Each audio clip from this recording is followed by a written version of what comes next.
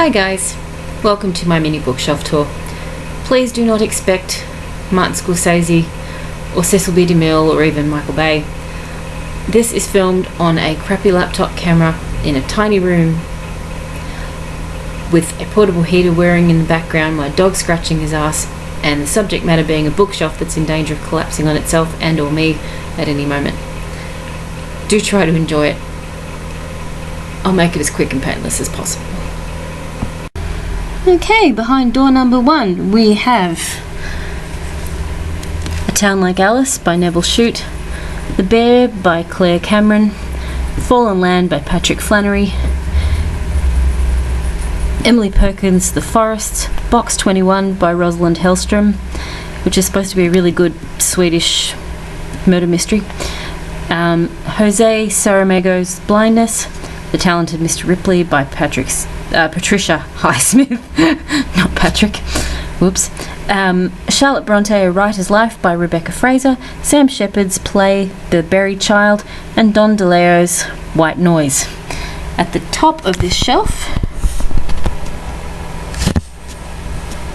we have The Crane Wife by Patrick Ness, which I confess I bought because of the cover, and I mean, who wouldn't look at it. We also have a scented candle and a Japanese ceremonial teacup, which a workmate bought me a couple of years ago and I really fell in love with, because I like books and tea and it's about the only way I'm girly. Behind door number 2 we have Daphne du Maurier's Rebecca, and yes, I pronounced that in French, aren't I all SBS and clever. Next to that we have a bottle of Calvin Klein Eternity Moment, which looks pretty and is not his best perfume, I must confess, but anyway. And at the top we have a fan from Miso, I think it's called, something like that, the Japanese shop, which I really love. A friend of mine from work got me that. And a bottle of Gap Electric male cologne, which I actually use to deodorize my room when my dog's been sleeping on my bed. And inside this cube, if we scroll down carefully without blinding you guys, we have my gorgeous hardcover version of Stephen King's Nightmares and Dreamscapes, which is also my second favourite short story collection of his. The other one is Full Dark No Stars, which I actually don't have a copy of because it fell apart from me reading it so much. Okay, and in this box/shelf we have David Thompson's Have You Seen It?, which is a book apparently on the best movies of all time, which I haven't actually read yet, but I will get around to, I promise, because I'm a huge movie lover. I love it almost as much as I love books. Second is this gorgeous hardcover version of Bram Stoker's Dracula. Third is Narcopolis, which is set in, I think, 1970s India, and it's about the narcotics trade at the time, by Jeet Thavil. Then we have Laura Lippman's And When She Was Good, a murder mystery. Black Moon by Kenneth Calhoun, which is apparently a werewolf story, which was enough to have me saying yes. Watch Out For Me by Sylvia Johnson. Stephen King's Just After Sunset, another short story collection of his. I own about 8, but only 2 of which I can find at the moment. The Inheritor's Powder by Sandra Hempel, which is the history of a particular type of poison, from what I've been told. The Last Illusion by someone whose name I can't read upside down. Gregory Maguire's A Lion Among Men, which is the 3rd book in the Wicked series. I only own Wicked and A Lion Among Men. I do mean to own the rest because I really loved Wicked. It's one of my favourite books of all time. Every You, Every Me, which I have no idea what it's about. I just happen to love the Placebo song. How shallow am I? Then at the top of this particular shelf, whoop, besides my hair, we have Grief Is the Thing with Feathers by Max Porter, which is one of my favourite books of all time. It's inspired by Ted Hughes' poetry collection The Crow, and it's about a father and his 2 sons whose the mother dies, and the father and the sons are basically falling apart, and a crow moves in to help them deal with it, and he's part evil, part comic, part loving. It's it's really amazing, and it's written in kind of prose poem style, and it's just brilliant. I just absolutely loved it. And you know, another brilliant cover. Then we have The Watchmen by Alan Moore. I'll move this. There we go. Watchmen by Alan Moore, which I still yet to read. Love the movie, and every comics lover I tell that looks like they want to stab me with cotton buds. I don't know why. So I thought, well, I'll read the book and judge for myself. Then we have a copy of my favourite Beatles album. Whoops. Revolver, which is just awesome. Absolutely gorgeous album. One of my favourite albums of all time, not only my favourite Beatles album. We also have another scented candle, and we have 2 more bottles of Calvin Klein. I'm sensing a theme here. That one's my favourite. It smells girly and flowery. And on the first of the shelves, we have S.J. Watson's Before I Go to Sleep. Pardon my computer shaking, my dog is scratching himself. We have Like Water for Chocolate by Laura Escobar. We have The Road by Cormac McCarthy. The Lovely Bones by Alice Sebold, which I'm told I should be despising myself for loving, but I don't give a shit. I loved it. We also have The Handmaid's Tale by Margaret Atwood. We have Haruki Murakami's Kafka on the Shore, A.S. Byatt's Possession, and The Night Circus by Erin Morgenstern. This particular shelf is going to be extremely tricky to film because this shelf isn't put together properly, and when I relieve some of its weight, it's going to collapse. But I'll hold the shelf in at the same time if I can. We have Sleeping Giants by Sylvain Nouveau. We have The Butcher's Hook by Janet Ellis, which I confess I picked up because Jen Campbell, wonderful author and booktuber, recommended it. We have The Girl on the Train by Paula Hawkins, and we have this gorgeous hardback version of Wuthering Heights, which I had no right to spend money I did not have on. But anyway, oh, there we go. We also have a British first edition of It by Stephen King. Yeah, my favourite King book. Most people say The Stand. No, this was the killer. Absolutely, pun unintended. Absolutely loved it.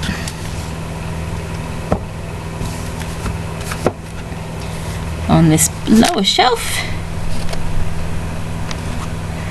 we have an English dictionary and a thesaurus for some reason, a journal for some reason, Persepolis, graphic novel about a girl living in Iran, which is meant to be absolutely brilliant, and I'm really looking forward to reading it.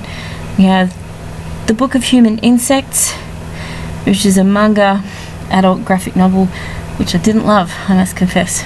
And we have Khaled Hosseini's The Kite Runner, which I haven't read yet, and I am absolutely busting to read. I think it's going to be a really good read. My son loved it, and he is not a reader. Again, pardon the really lousy cinematography. I'm not a filmmaker person guy, as you can see. Next, we have Tom Robbins' Even Cowgirls Get the Blues, William Golding's Lord of the Flies, Kerry Greenwood's Cocaine Blues, which is the first in the Franny Fisher murder series, which I really loved. I wasn't expecting to. Never Let Me Go by Kazuo Ishiguro, J.G. Ballard's The Concrete Island, Stephen King's On Writing, George R.R. Martin's Game of Thrones, David Mitchell's The Bone Clocks, and Slade House. On this shelf we have Tampa by Alyssa Nutting, we have Paul Auster's Man in the Dark, we have Lionel Shriver's We Need to Talk About Kevin, and we have Haruki Murakami's beastly bastard of a book, 1Q84. Less said, better. At the back of this shelf, we have, holding up the shelf so that it won't collapse, Charles Dickens' Bleak House. Yes, it's an absolute brick. And yes, that's not the letter I wanted to use there. And we also have gorgeous and absolutely... There goes my shelf. Pardon me, folks, just talk amongst yourselves. amongst yourselves. And at the back of the shelf we also have Dante's Inferno, which, yes, I'm sensing a pattern here. I bought because of the cover, but also because it's a book I wanted to tackle eventually. If we move down, I'm getting better. We have short story collections and plays. We have Angela Carter's The Bloody Chamber, which is her even darker take on fairy tales that were dark to begin with. And when I say dark, I mean pitch, but also quite funny. We have this gorgeous little Japanese short story by Yun Lee called A Sheltered Woman, which is about a nanny of sorts who moves in with a couple, and her job basically is to look after the baby for the first few months while the mother recovers. Basically teaches her how to be a mother to her baby, and it's about the spoilt, unmotherly woman she's charged to look after at the moment. Really good. We also have Franz Kafka's The Metamorphosis, and I mean, God, look at that cover. I loved Metamorphosis. Beautiful story, made me cry, and kind of funny as well. The rest of them, meh, didn't love them. We have two classics by Arthur Miller. We have Death of a Salesman, and we have The Crucible. Loved The Crucible. We have Who's Afraid of Virginia Woolf, which is my favourite play of all time and one of my favourite movies of all time. Couldn't have cast it better if they tried. Yes, darling, but you mustn't bray. I don't bray! We have Next to Normal, which is a stage musical about a wife and mother who has schizophrenia and severe manic depression, and it's really, really good. Very funny, very touching, really good songs, just amazing. If you can get it, copy of the script, get it. And we have Rabbit Hole by David Lindsay Abaire, which is about a woman learning to deal with the sudden accidental death of her son. Also, she says, putting her books away. A really, really, really good play. Very absorbing. So there you go, there's my dreadfully, appallingly badly filmed bookshelf video. My dog is scratching himself again. Last book on the shelf, A.LL by Sylvia Plath. Absolutely love it. I've got like 2 poems away from the end, but I just love it. I'm relatively new to poetry, unless you count the really bad poetry I wrote when I was about 17. And I was prepared to not to like this. I was expecting it to be flowery and whatever. Not at all. Just absolutely loved it. I finished 90% of it going to work on the train. 40-minute journey. That's how good it is. I mean, I'll read you a short bit of it. Promise this isn't going to be fiery or boring. Sylvia Plath don't do boring.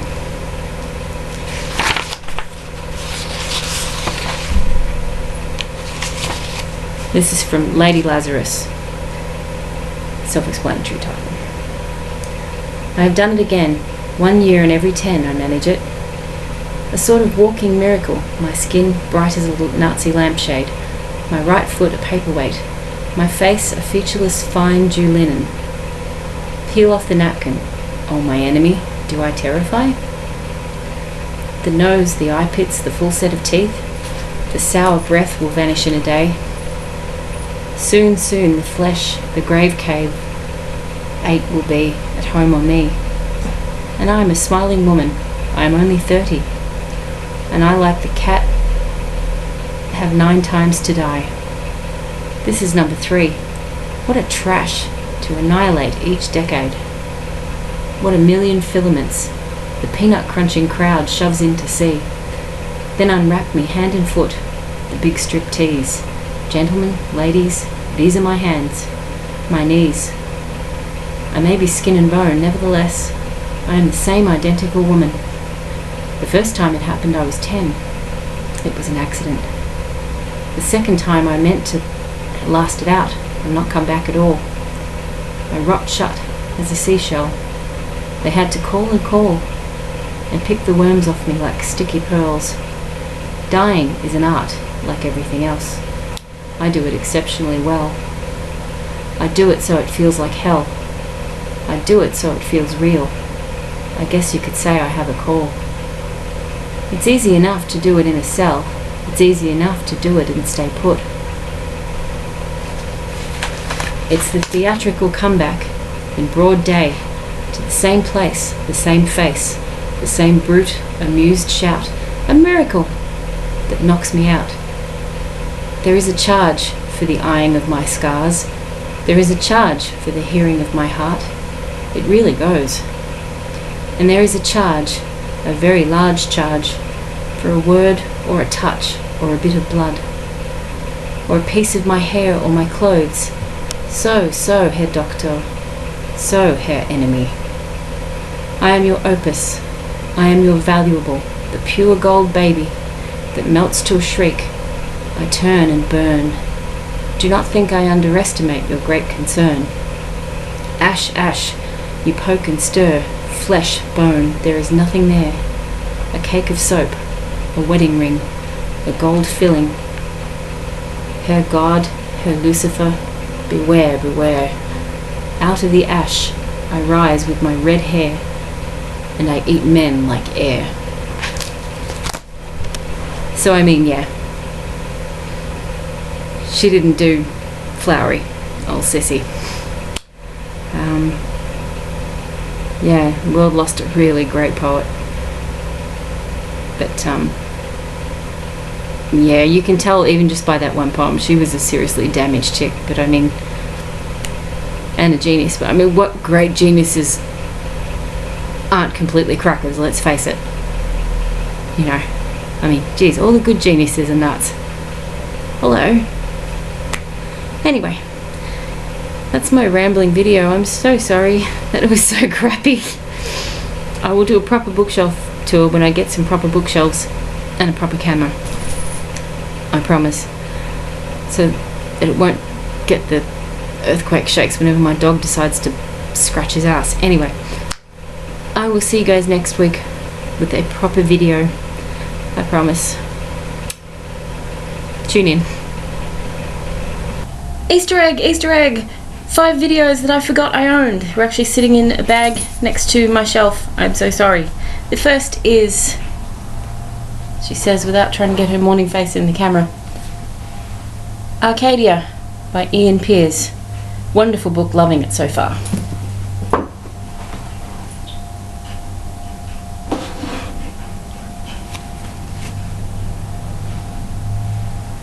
Black Hole by Charles Burns. Miss Peregrine's Home for Peculiar Children by Ransom Riggs.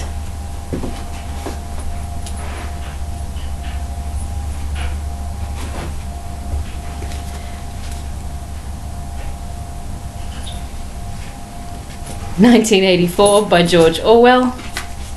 And Jane Austen's Sense and Sensibility, or as I like to call it, 19th Century First World Problems. Yuck.